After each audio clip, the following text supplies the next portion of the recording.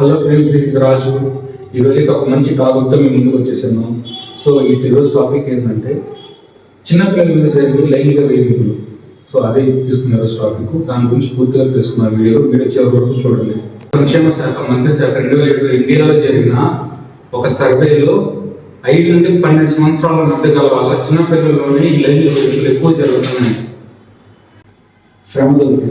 ప్రతి 3 పిల్లల్లో ఒకరు మాత్రం శ్రమ దోపిడీకి గురవుతున్నారు.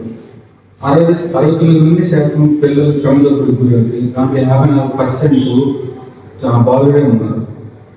50% మంది పిల్లలైతే ఒకటి లేదా ఎన్నో శ్రమ దోపిడీకి గురవుతూనే ఉన్నారు. 50% మంది పిల్లలైతే వివిధ రకాలైన 10 రకాలైన శ్రమ దోపిడీకి గురవుతున్నారు. మన దేశం ఎక్కువగా ఆంధ్రప్రదేశ్, అస్సాం, బీహార్ ఇంకా ఢిల్లీలో బాలురు లేదా బాలికలు ఎక్కువ శాతం లైంగిక వేదికలకు గురవుతున్నారు. ప్రతి చిన్నపిల్లవాడు వాళ్ళు అబ్బాయిలకి అమ్మాయిలు కానీ చిన్నపిల్లలైతే వాళ్ళు ఎక్కువగా లైంగిక వేదికలకి శ్రమ దోపిడీకి ఎక్కువ గురవుతున్నారు. ఇంకా ఈ చిన్నపిల్లల్లో మానసిక ఒత్తిడికి ఎక్కువ గురవుతున్నారు. వాళ్ళు సో ఎక్కువగా మన ఆంధ్రప్రదేశ్లో, అస్సాం, బీహార్లో లైంగిక వేదికలు ఎక్కువ అవుతున్నాయి, మానసిక ఒత్తిడిలు ఎక్కువ అవుతున్నాయి. ఈ చిన్నపిల్లలైతే ఎక్కువగా లేడీస్ అయితే చిన్నపిల్లలు అమ్మాయిలు అయితే ఎక్కువ లైంగిక వేదికలకు గురవుతున్నారు.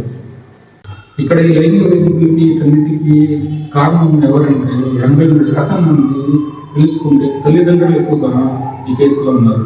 ఎందుకంటే చిన్న వయసులో వాళ్ళని సరైన దారిలో పెట్టకపోవడం, చిన్న వయసులో నుంచి వాళ్ళకి మొబైల్స్ ఫోన్స్ ఇచ్చేయడం, దాంట్లో వాళ్ళు అడిక్ట్ కంటెంట్ ఏది పెడితే వాళ్ళు నచ్చింది చూడటం, అలా దానివల్ల మైండ్ డిస్టర్బ్, మానసిక ఒత్తిడి ఎక్కువ అవ్వడం, దానివల్ల చదువు తక్కువగా ఉండడం, ఎలాగంటే వాళ్ళు కొంచెం మెంటల్ టెన్షన్ ఎక్కువ తీసుకోవడం, దానివల్ల వాళ్ళకి ఎక్కువగా ఇబ్బందులు జరుగుతుంది. లేడీస్లో చిన్నపిల్లలు అయితే ప్రతి ఒక్కరి మైండ్లో కొన్నిసార్లు ఒకటే రన్ అవుతుంటుంది. ఏంటంటే మేము అనవసరం ఆడపిల్లలు ఉంటాం, అబ్బాయిలు ఉంటే మాకు మంచి ఫ్యూచర్ అనేది కదా, అసలు ఇలా జరిగేది కాదు మాకు అని చాలామంది చాలా రకాలుగా ఇదే ఆలోచిస్తున్నారు. ఇవన్నీ మారాలంటే ముందు మనం మారాలి, మన ఆలోచన మారాలి.